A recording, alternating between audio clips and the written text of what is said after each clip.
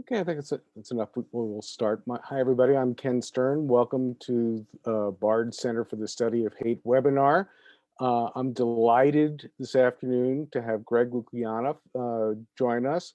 Uh, Greg is the president of the Foundation for Individual Rights in Education, and somebody whose work I've long admired, and that of his organization too. For those of you who don't know, FIRE is focused on protecting free speech and academic freedom on campus, and they've been doing it for a while, and I think the need for it now is even more so. So I applaud their work, and it's not only Greg, this is his colleagues as well. I've been delighted and had the pleasure of working closely with Joe Cohn, who's a legislative director, is one of the most brilliant legal minds I know.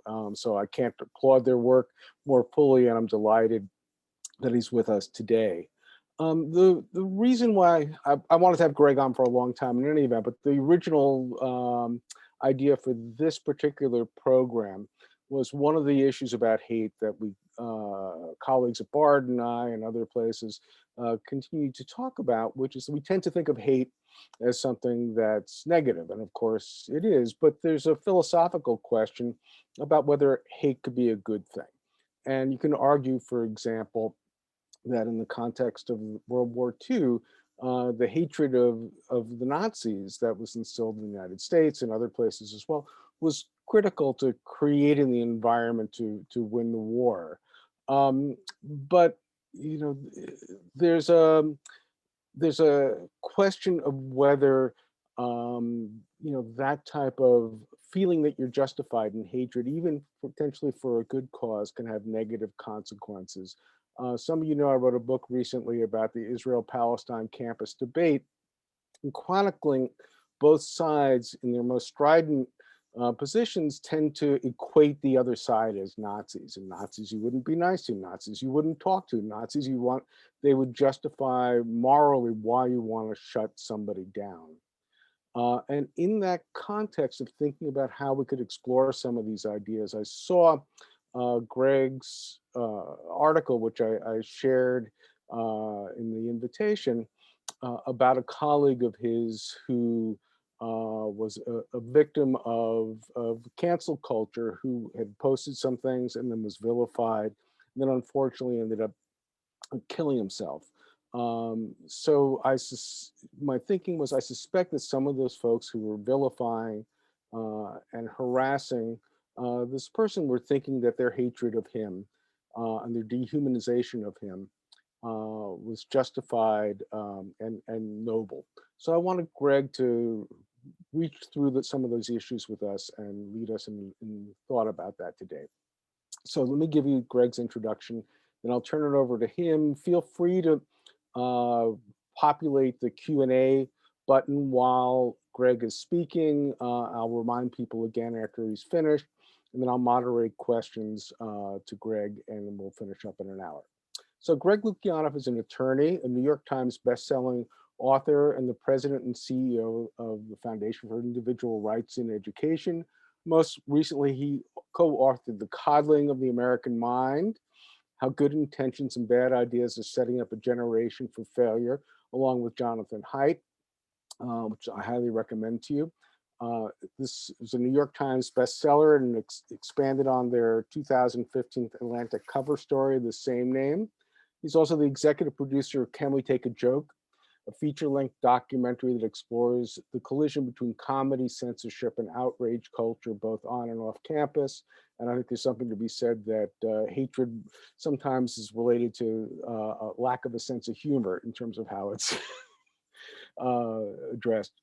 Greg has been published in the New York Times, the Wall Street Journal, the Washington Post, the Los Angeles Times, the Boston Globe, and numerous other publications. He frequently appears on television shows and radio programs, including the CBS Evening News, the Today Show, NPR's Morning Edition.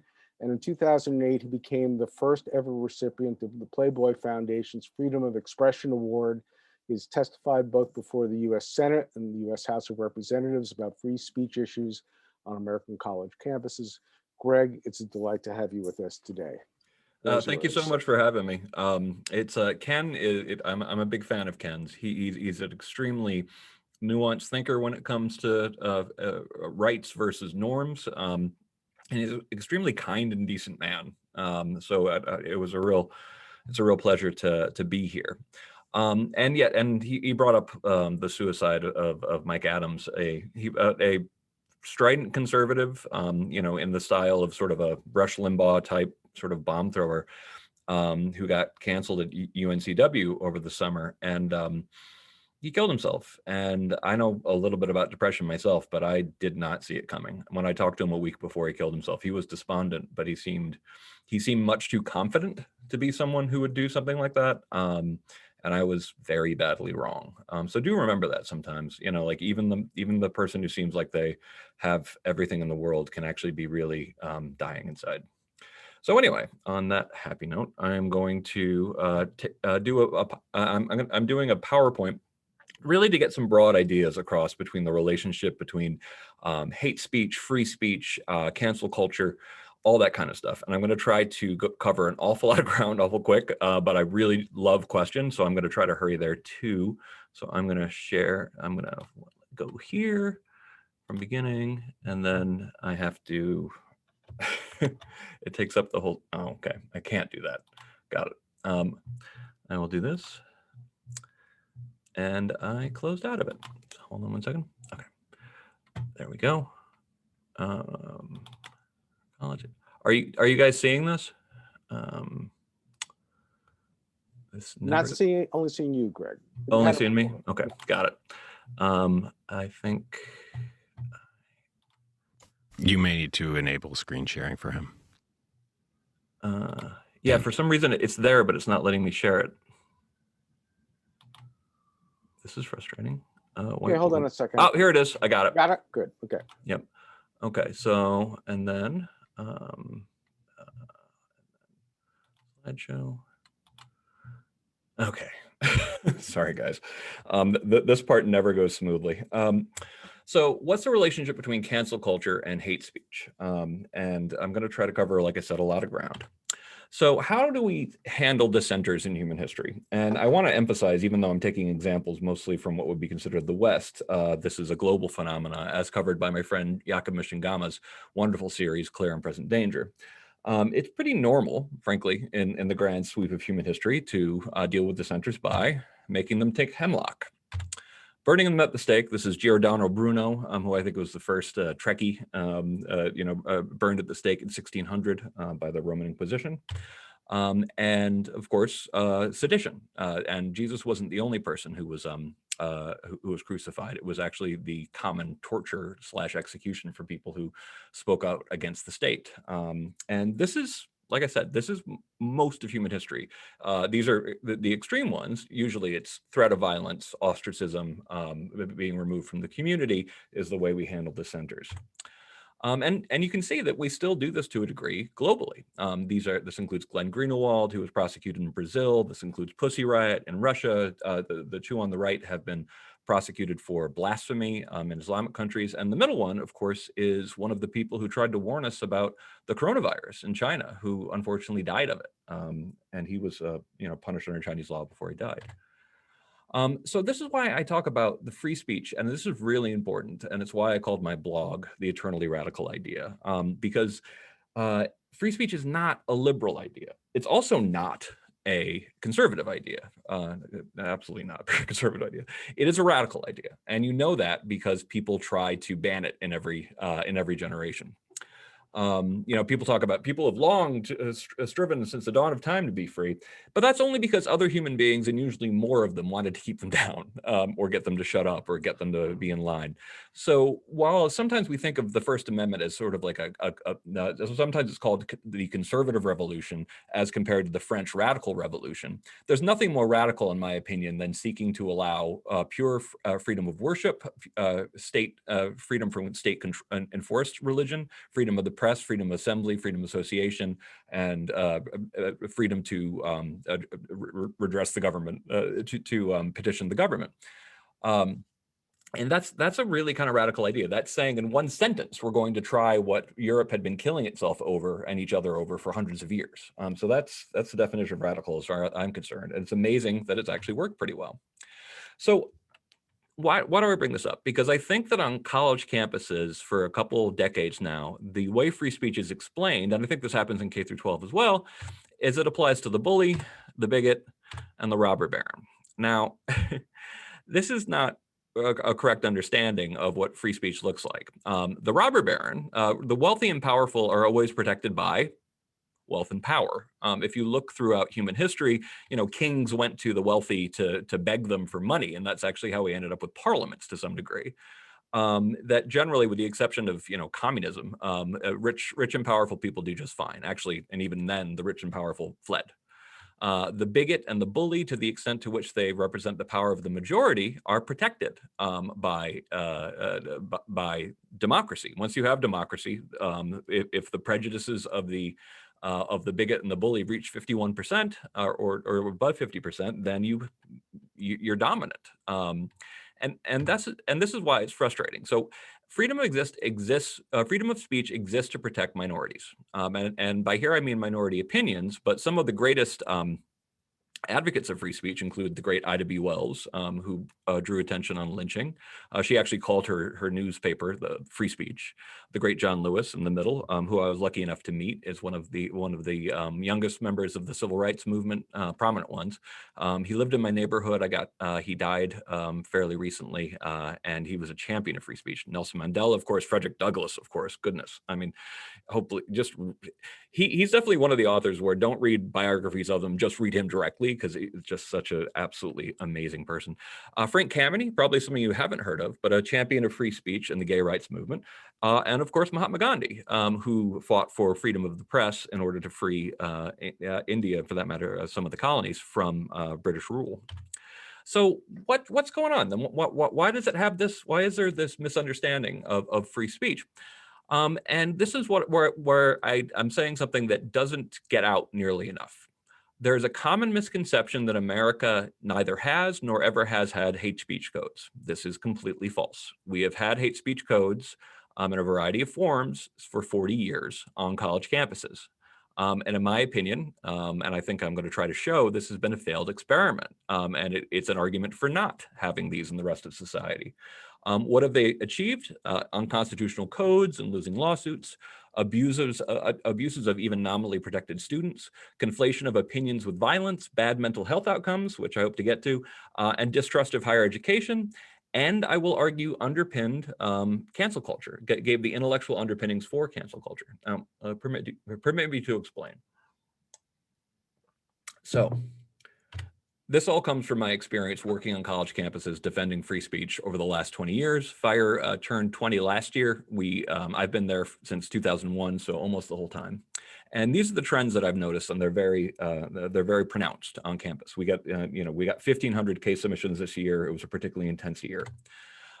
So political correctness, sometimes is pointed to as where restrictions on free speech come from, and a lot of times what they're talking about are different ways that scholars worked in the 1980s to create hate speech codes, and some of those became harassment codes, but the intention was that they ban hateful or hurtful speech.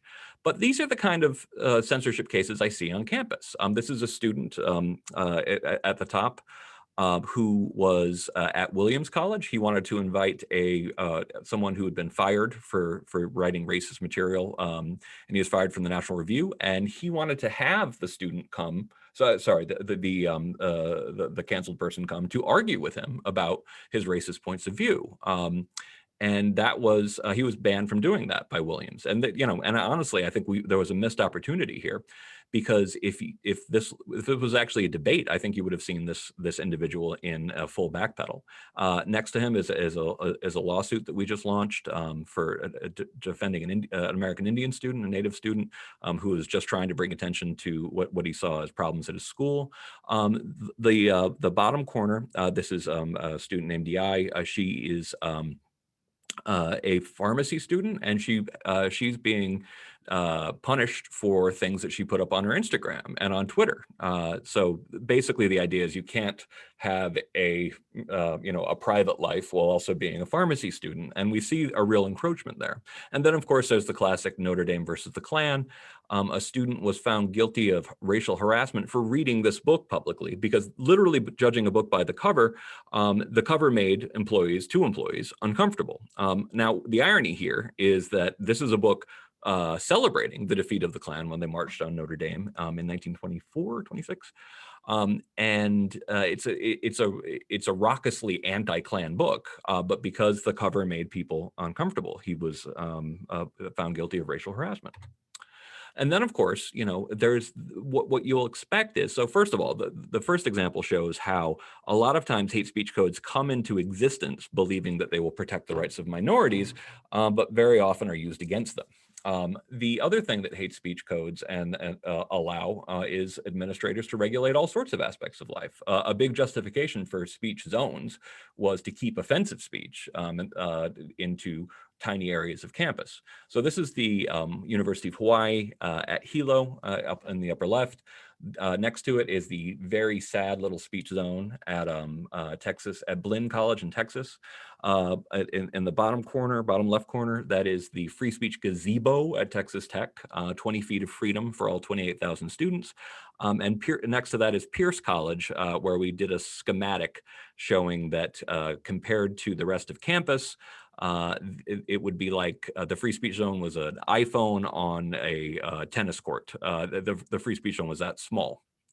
So in an attempt to limit free speech, one of the things that is justified are these ridiculous speech zones. And some of the speech that's been stopped include handing out constitutions, getting people to protest the National Security Agency, Christians protesting, people protesting the Iraq War, and the it's never used exactly like you hope it's going to be used. Is an important lesson here. So speech code examples include the use of derogatory words, inconsiderate jokes, and inappropriately directed laughter.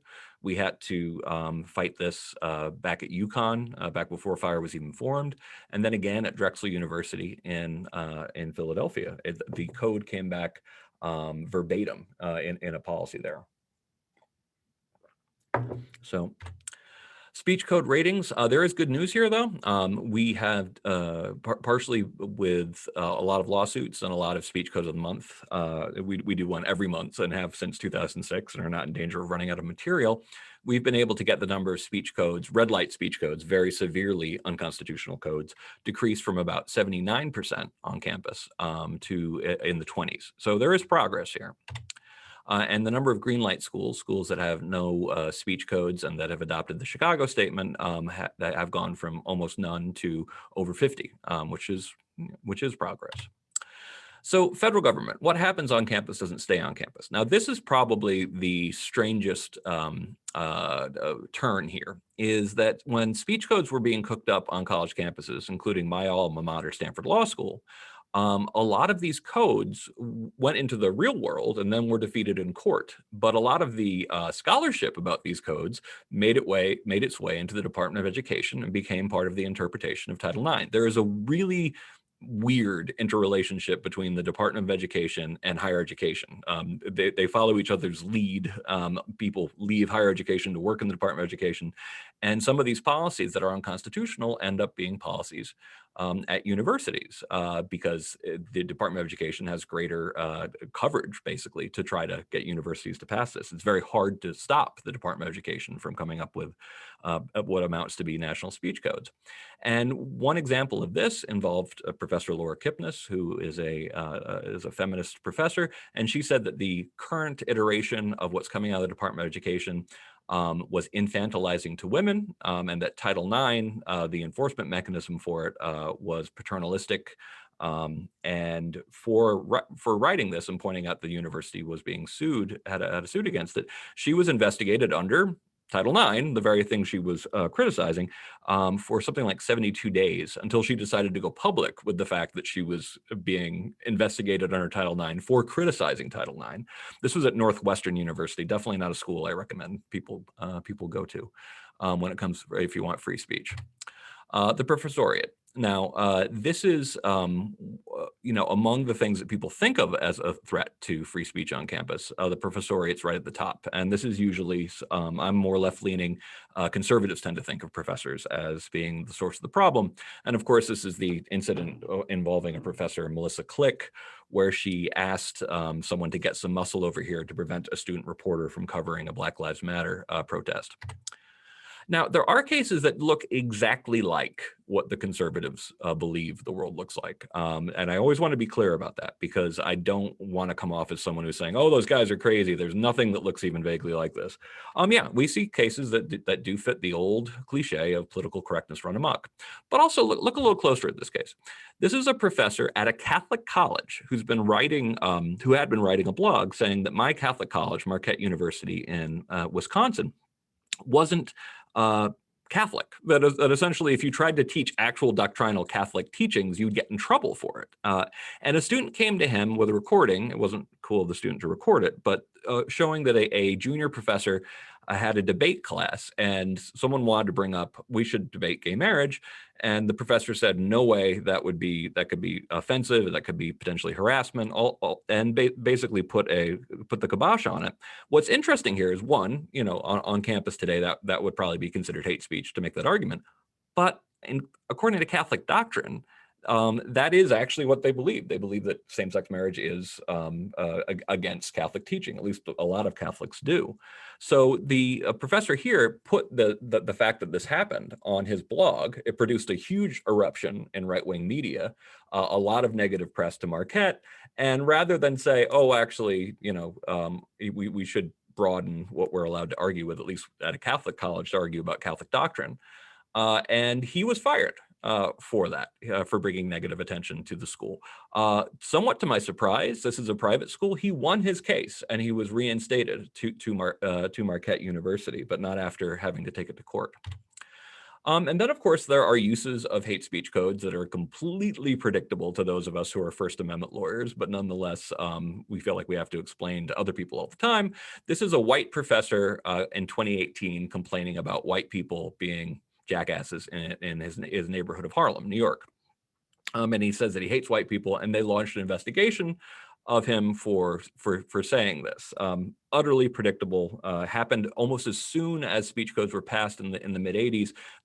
Some of the first people to get brought up on charges of harassment, racial harassment, were minority students themselves. So student illiberalism. Now, this is the trend that has broken my heart. For almost all my career, I got to very much enjoy the fact that we defended students, and students were on the right side of freedom of speech. Millennial students really got the idea that, offensive lyrics, offensive comedians, offensive art, these all need to be protected. And so for my first 11 years working in this field, the students were with us, and something changed really rapidly. This is just an example that ends up reads like a joke. At Dartmouth College, this is a pro-life display, the little flag standing for aborted Americans. These are common protests to Roe v. Wade. They do them with little crosses, and it's supposed to get your attention. It's supposed to provoke feeling. But a student was provoked, and he drove his car over this display on campus. And that's incredibly dangerous. But two, it was made all the more ironic and shows some of the tension at a larger sense, that he had a coexist bumper sticker on the back of his car. He didn't seem to really get what that means. That also means coexist with people who are conservative religious. So, and things just seemed to get worse after 2013, 2014, culminating in the scariest year of my career, 2017, where I saw a huge upsurge in violence, including the riots at Berkeley related to Milo Yiannopoulos. This is the bloody student is someone who was trying to cover it, I believe, for his student newspaper.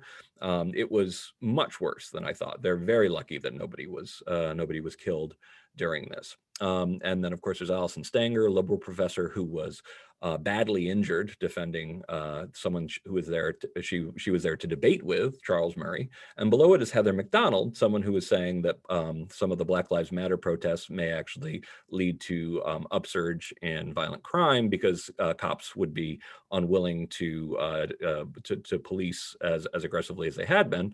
And she was shut down at Claremont McKenna with students actually preventing anybody from physically getting into her speech. So she ended up only getting a couple people in. So that was a scary year. And violence, even though it does happen on campus, was something coming from students in response to speech was new and, to say the least, unwelcome. And what scared me more than the violence was the response to the violence. These are articles that were published by the student newspaper the next week, defending the violence, saying that violence was absolutely appropriate. Milo Yiannopoulos is a monster, et cetera, et cetera.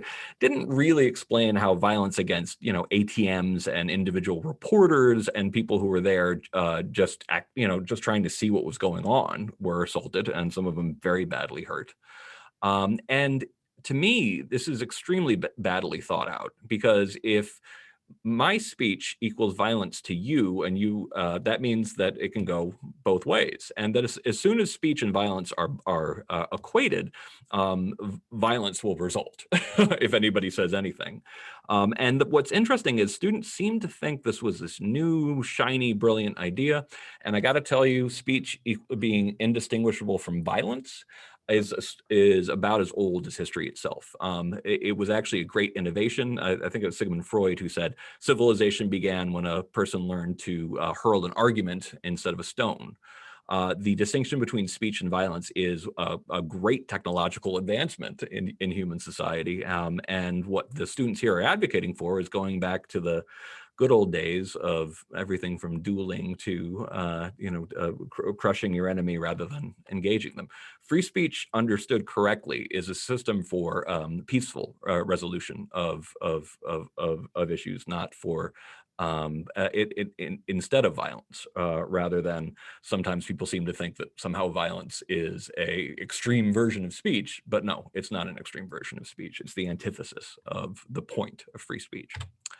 So Sam Abrams, this is a professor who pointed out that administrators lean even more to the left on campuses, on most campuses, than even professors do, who just, it's very well established that professors do. But when this came out in a New York Times article, and this was an empirically rigorous article, students suddenly started organizing against him. Now, here, the reason why I think this is such an interesting case, and they vandalized his door, and they demanded he be fired, and they took over the president's office, was that it kind of shows that it's not just the students, it's administrators who felt targeted by this piece. Really do read the piece. It's nothing horrifying.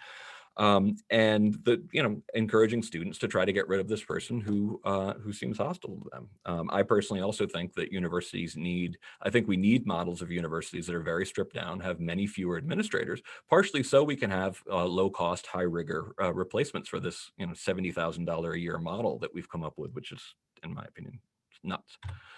So, and then of course the conservatives learn these tricks. Two can play at that game, the conservative outrage mob. We see a lot of cases, and we brought a lot of them to the public attention, in which conservatives use the hate speech language to try to go after speech they don't like. And to be clear, in a legal system like the United States, if there is a hate speech exception, the people that you consider your enemies or your opponents are going to use it too. And so, for example, a representative put out a PR saying that that Black Lives Matter protests were hate speech against police. That's absolutely the kind of stuff that First Amendment people predict and happen routinely, is that if you give someone an option for shutting down the people they oppose, they will use it. That's why you have to be very careful not to do that. Oh, and this one is amazing. This was just misrepresented by Babson College.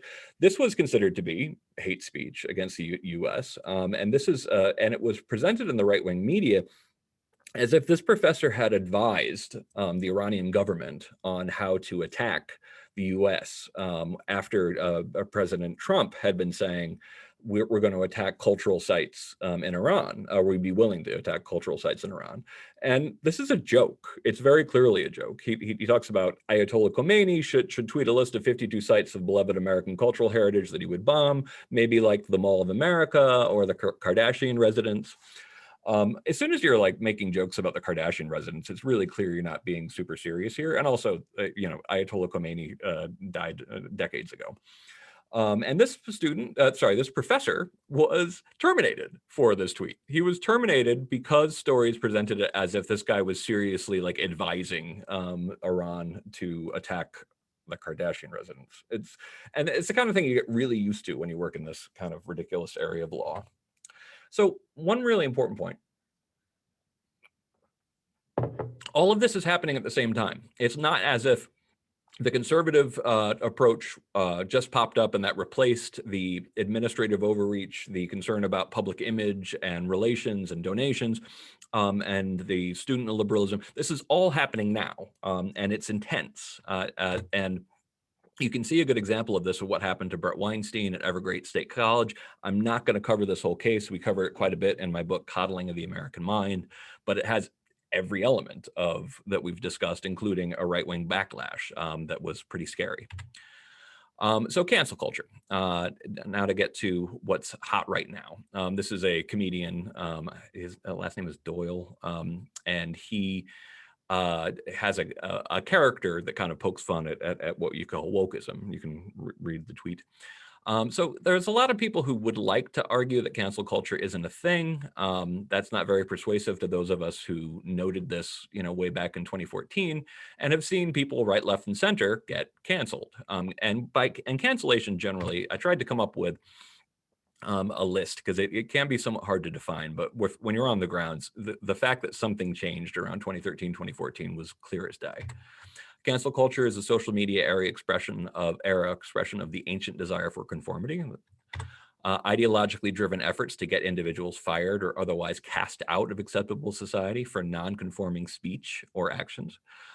This is something that unites the right and the left.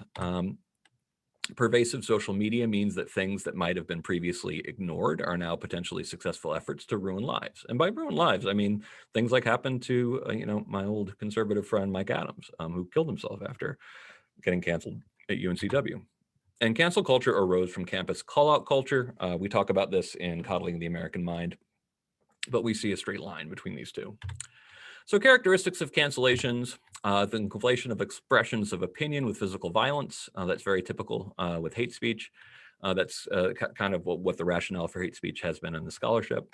The use of ad hominem rhetorical tactics, ad hominem being about the person, that essentially if you don't argue with what someone's arguing, but you argue about something related to their identity, that's an ad hominem argument. And what we've done on campus is use this tremendous amount of cognitive energy to create new justifications for why ad hominems are now okay.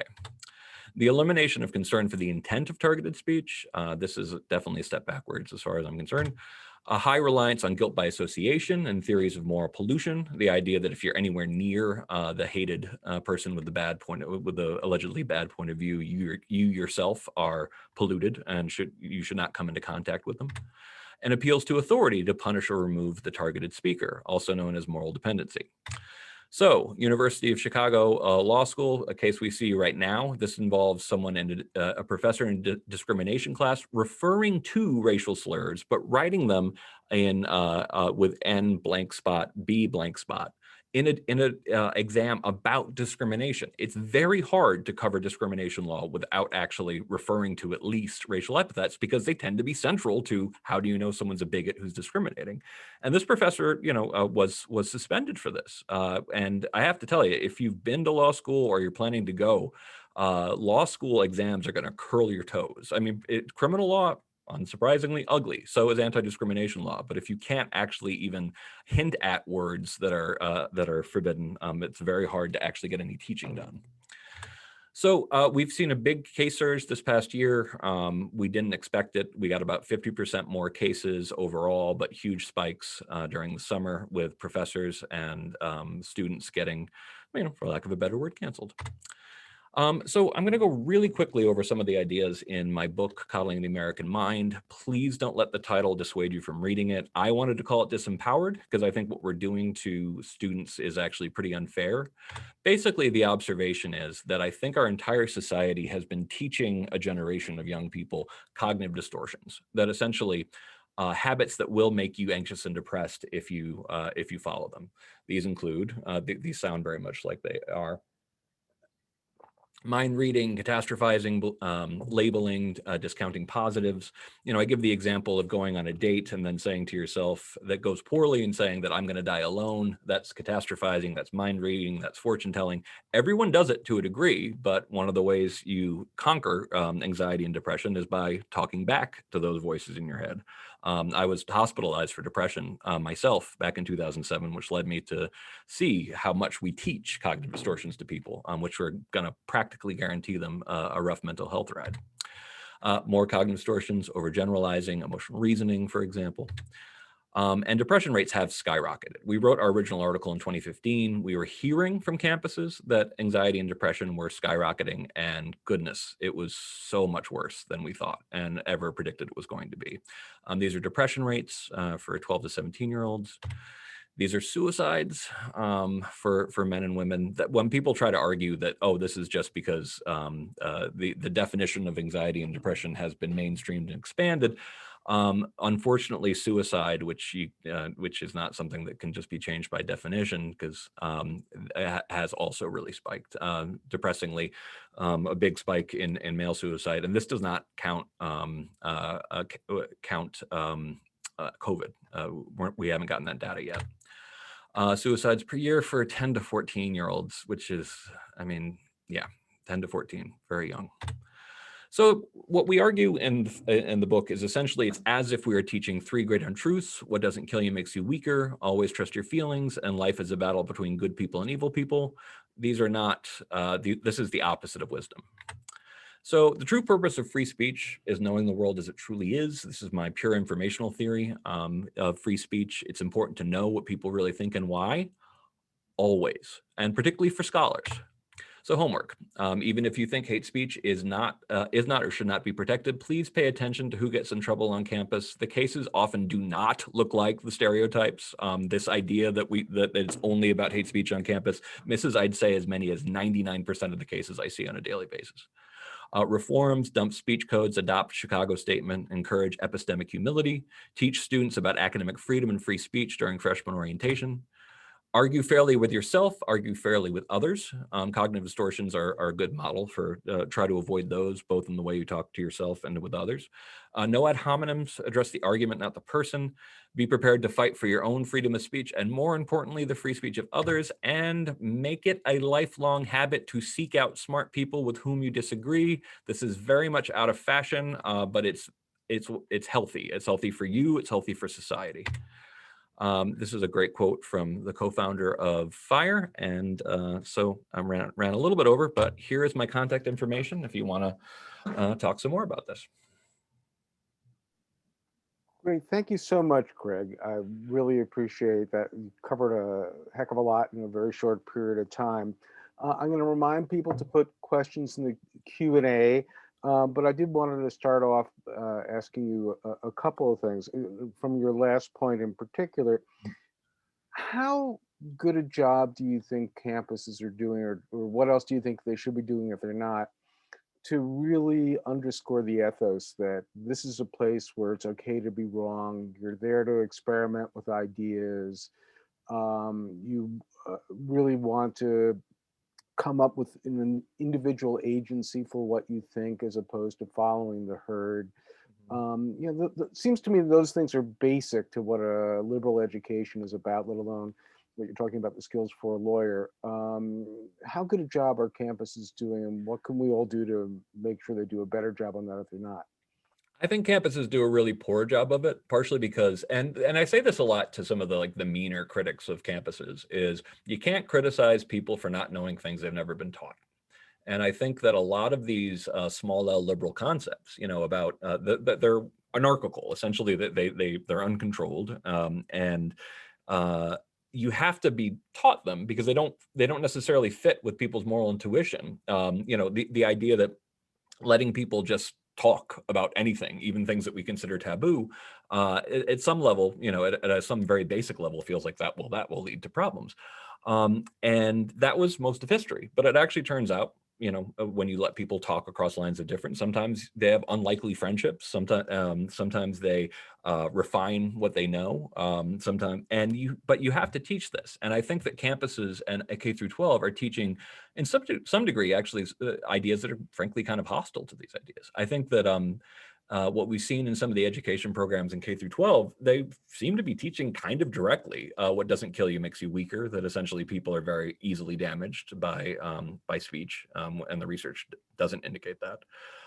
That your emotions are always right, which is in terms of ancient wisdom and mental health, you should not believe that every feeling you have is always right. That's a pattern for a very difficult life, and that life is a struggle between good people and bad people, or good people and bullies, for example.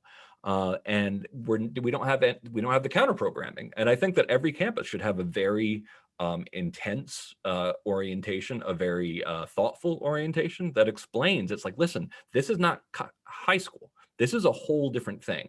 Colleges are where we learn about what the world actually looks like, and we share that with the rest of the world. And even though that may seem simple, the discovery of what the world looks like in any given moment is an incredibly arduous process. This is called the discovery of ignorance, which is one of the great discoveries of all time, and that it deceives you with how easy it is to know the world. So we have to interrogate our beliefs. We have to do experiments. We have to do all this kind of stuff. But a bare minimum is just knowing what people really think and why. And the idea that you're safer as an individual for not knowing what people really think is foolish, and it's definitely not scholarly. So I think that but the fact that universities don't teach this at orientation, at least very few do. I know of only 2. Of course, students are going to show up thinking that they should report, offensive individuals to authorities, and that kind of stuff. So I honestly, I think most universities are doing a pretty poor job of it. And I think, but we shouldn't throw up our hands, because there's simple things like orientations that explain this that universities could do. Okay, thanks, Craig. And one more that I want to ask you, then I'll get to Sure. these other questions. So, from the cases that you've done, or the thinking and writing that you've done about this for so many years, Mhm. do you think there's a correlation between a sort of a craving for simplicity and the response, of cancel culture to try to, to say, oh, this is really bad, I can fit it into this category, therefore you shouldn't say so, as opposed to saying that this is much more complex? I mean, if you look at so many messages we're getting in society, even beyond the campus, it's really focused in there's a complex problem, but I'm going to make it simple for you. It's their fault. Yeah. These are the parameters, and beat them up, and that'll solve the problem. So how do you see the correlation between a craving for simplicity and the expressions of hatred? It's funny because like my father's Russian. We were refugees. We were serfs 4 generations ago. So I grew up with this very strong influence of Dostoevsky in my life, and Crime and Punishment and The Possessed and all this kind of stuff. And a theme in Dostoevsky is what I would really summarize, and you'd probably be mad at me for making itself sound so simplistic, but a lot of human suffering and evil is caused by trying to understand the world in 10 words or less. That an oversimplified kind of idea of what life is supposed to be like can be frankly very dangerous, but people want it. They want that thing they can refer back to. And there's a wonderful moment, I think it's in Crime and Punishment, where this very smart character says, it's like, you're trying to give up your duty to think. Because thinking and reevaluating and ambiguity and being wrong and seeing yourself as flawed, like, all of these are deeply uncomfortable things, but they also happen to be true.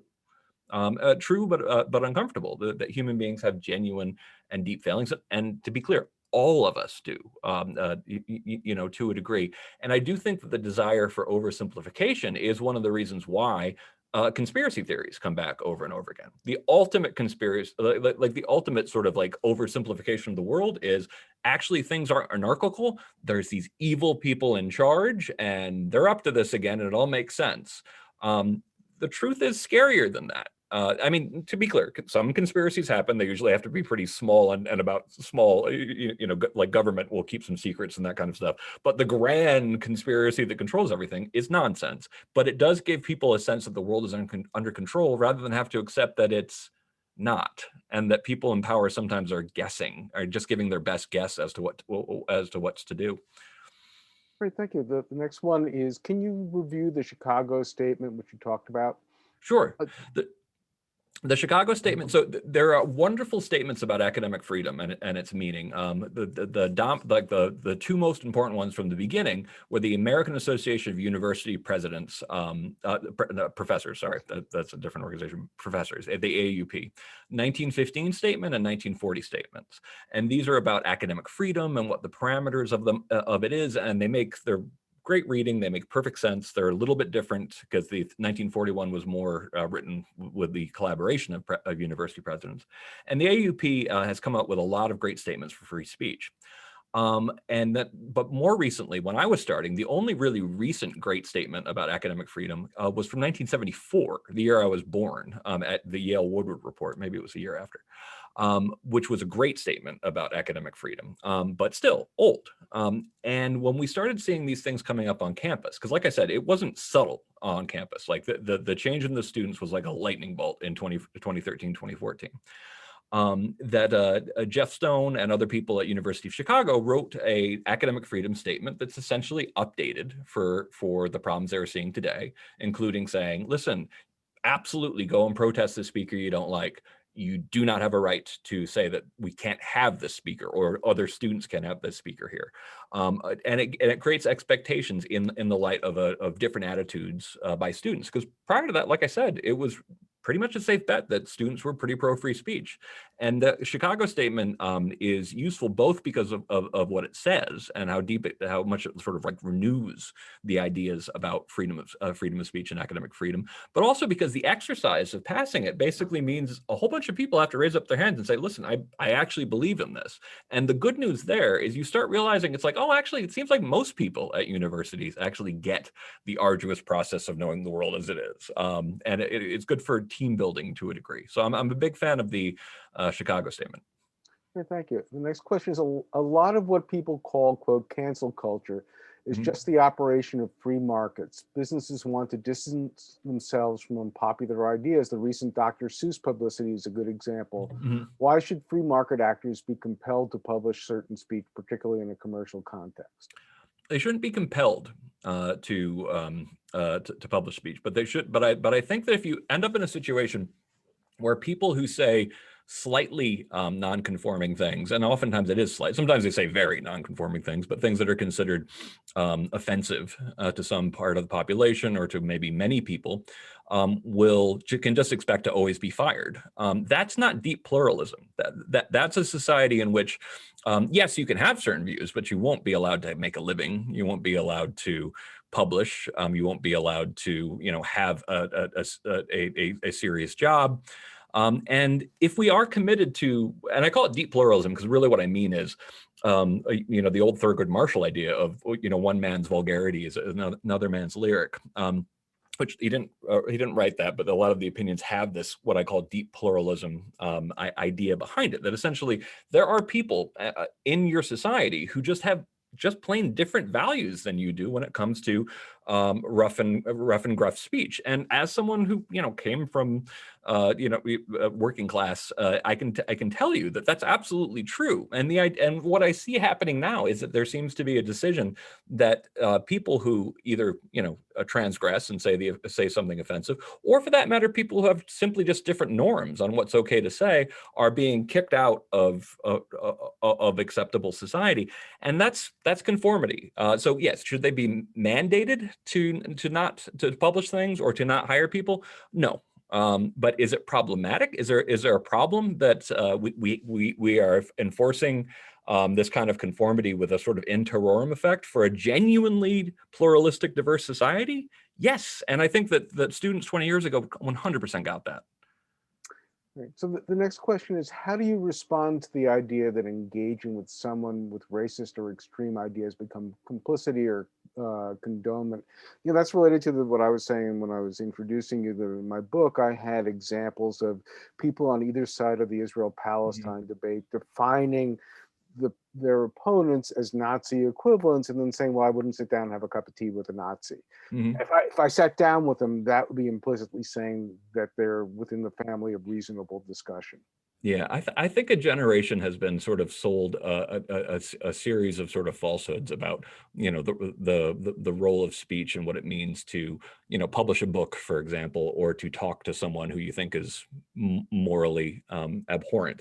Now, first of all, the assumption that someone is morally abhorrent comes with a great deal of arrogance. It comes with a lot of assumptions baked into it, and what I've seen a lot of times when I've gone to speakers that I'm like, oh, what is this horrible person going to say? And I've showed up and I'm like, okay, that actually was much more nuanced than I was expecting. Sometimes you show up and it's like, wow, that was really stupid. But a lot of times you actually realize that, oh, okay, this was not nearly as unpredictable or as dumb as I thought it might be. So first of all, just assuming that an entire category of people just should not be talked to is not very scholarly, for one thing, because you should be curious about what they see. But it also could be just plain wrong. So I call this Mill's Trident. John Stuart Mill gets referred to a lot by First Amendment lawyers, partially because he's just such a good arguer. And I talk about Mill's Trident. There's only three possibilities. One, you're wrong.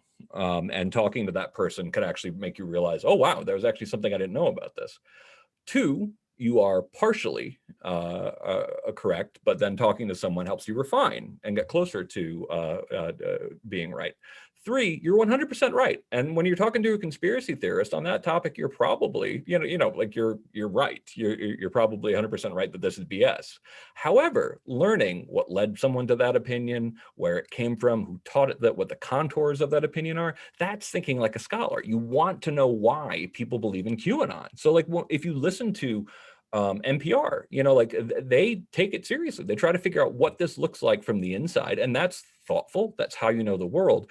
But the idea that kind of like, I have labeled you this thing and therefore I shall never talk to you again, that's not thinking scholarly. That's not thinking in a pluralistic society. And it's also not recognizing the possibility that not only can you be wrong, you are definitely wrong about a ton of things. I am definitely wrong about a ton of things. I know that very, very well. But sometimes that engagement with that person that you've been told was absolutely, this is because I was a good behaving liberal, for most of my life. And I never read, for example, Thomas Sowell, an African-American scholar who's off the charts, brilliant work, because he was considered to be sort of a forbidden conservative. And then I read it and I was like, this is the book I was afraid of. This is actually making, he makes internationalist arguments, basically about how some of the trends we see in the US are actually not that peculiar in other parts of the world, which I know, given my parents are, my dad's from Russia, my mother's from England. And the idea that I had let that taboo prevent me from reading this thoughtful person for 20 years I was pretty embarrassed, and I remain pretty embarrassed about that. Yeah, thank you, Greg. The next question is, how does the removal of statues of those who believed in ideas we no longer hold dear fit with cancel culture? Yeah, statues. Now, I've always, I'm a typical born in New York, lived only in blue cities type who always been like, why do we have a statue to traitors? Like these are traitors. These are people who turned on the country and defended slavery. So I have a lot of understanding on that, and certainly you have the free speech right to say, let's do this. And I think that sometimes it's very morally justifiable. Getting rid of the Calhoun name on a Yale building, absolutely. Calhoun, even though, and again, you gotta look at what the person actually wrote. Serious legal scholar, wrote some really brilliant stuff, defended slavery like a madman, and yeah, change the name on that. But I do think that it does involve a little bit of thinking about the world in sort of moralistic terms rather than being curious about it. Like sometimes when you go to other countries, you'll see statues erected to people who are, and they'll walk by and go, oh yeah, that guy was a monster. But it's an interesting story. And basically kind of like the fact of someone being willing to put up a statue about somebody tells you something oftentimes, particularly if that person's horrifying to you now, something really interesting oftentimes very troubling about the past that you might not know otherwise. That essentially the idea so what on earth was going on that in the United States, after winning the Civil War, we let all of these statues go up to Civil War people? Well, the story is not pretty. It's that a lot of these places put these up during the Civil Rights Movement to indicate that we're still the old racist South. But that piece of knowledge, knowing that that's actually why they did, is something that being forced to confront sometimes can help. Now, I do believe I do have sympathy for taking a lot of these things down, but I want people to still be curious about what the world of 20 years ago looked like, what the world of 50 years ago looked like, and remember that the world of 50 years ago is a different country. Great, thank you. The next question is, what do you think of trigger warnings in syllabi and other official teaching and administrative documents? Are they legitimate, or what you see as a slippery slope into limiting free speech? Trigger warnings are interesting because people defend them very passionately, and I understand that passion, and I have sympathy for that passion. But the research turned out to pretty much like Haidt and I were worried it would, that essentially it's like telling somebody at the beginning of a scary movie that you don't know is going to be scary. It's like you should be really scared, like a scary trailer in front of something. And it turns out when you look at the research, no research has shown any benefit to trigger warnings, by the way. There's been, I think, 4 or 5 studies at this point. One of them showed that it actually made people more skeptical of free speech, period, because they actually started to think of free speech as potentially harmful. But generally, they found either it had no effect, it made people more nervous, and it made people with PTSD more nervous. And this shouldn't be all that surprising because it's more or less telling someone, like, be scared of this thing.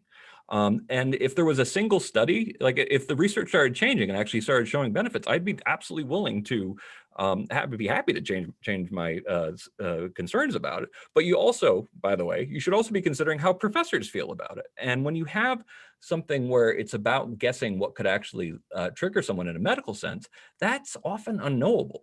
Triggers aren't, like, actual psychological triggers aren't rational. What I mean by aren't rational is that it can be a color, it can be a smell, it can be a song. It's not just someone who's been through war being shown a war documentary. It can be something that you had no way of knowing that this would legitimately trigger somebody. So when it comes to the science of it, when it comes to the research of it, they don't seem to help. They're very hard to predict, and they put professors in a situation where they're much more frightened to teach difficult topics like sexual assault law, for example. And who is harmed by not teaching sexual assault law? Sexual victims of sexual assault. So I do think a lot of this stuff is coming from a compassionate perspective, but ultimately for scholarly pursuits and for mental health, that matter, the wrong perspective. Great, thanks. I'm gonna just a lot of questions, but I'm just gonna ask 2. So the first one, because we're running out of time. In a survey study at Berea College, we found that among 20 ambitious scenarios, there was strong negative relationship between the perception of hostility and the willingness to support academic freedom protection. Basically, those who support free speech define it as only covering inoffensive speech. Mm-hmm. How do we address this conundrum? And I will piggyback onto that. Do you know how many classes there are undergraduate about academic freedom and free speech and the history and the importance of it? It seems to me that might be one. I don't. I have read sort of scary reports. I don't know how accurate they are about the disappearance of military history and diplomatic history, and that, of course, is concerning. How do you teach people that there's a value to being offended is a perennial problem? But I just keep trying. One of the ways is saying, being offended is what happens when you have your deepest beliefs challenged. And if you make it through 4 years of college without having that happen, you should demand your money back. That these uncomfortable mental states are often when we learn. And it really is, this is one of the reasons why lack of viewpoint diversity really can harm universities, and that's why I put in the beginning, that if you have a sort of coherent moral atmosphere where everybody kind of agrees that certain things are out of bounds, and they feel it very strongly, it starts to just feel like common sense that, well, of course this should be banned. But one of the things that I think really got me into this is I came into this with a little bit of coming from a different class perspective, but also coming to it from a different international perspective. And I can tell you that people who come from different, what makes something offensive and what makes something polite is one of the most arbitrary things in any given society. So when you can see it kind of from the outside, you're like, why is that opinion forbidden, but that one isn't.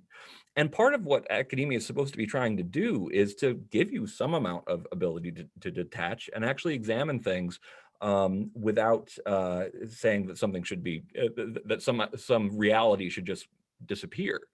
So it's not easy, it's not comfortable, but we've got to try at least. And I feel like currently we're not really, besides people like Ken and universities like University of Chicago, we're not trying sufficiently.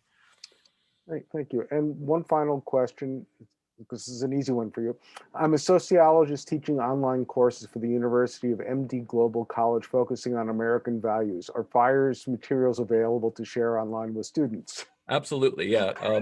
Thefire.org, we have that's the website. My blog, which is also at the Fire, is The Eternally Radical Idea, which is free speech, which I mentioned before. I write a lot about this stuff, obviously, but we also have lesson plans for students. We have orientation plans. We got some really great material, and we're trying to make more. If I could achieve one thing in the next 10 years, it's to have a much wider, inspiring, philosophical campaign to explain the kind of profundity of some of these small L liberal ideas like free speech, open inquiry, that kind of stuff. Anyway, thank you, Greg. Really appreciate you walking us through all this. Really, I'm glad that the audience that we've collected around BARD has been able to hear about your work. We'll send out people an email tomorrow with a recording of this. They could feel free to share with others, and we'll send out some of the links for your materials so that people can share them more widely too. So thank you again, Greg. It's been a pleasure, and thank you everybody, and have a good rest of your day. Thank you, Ken. Take care. Take care. Bye-bye.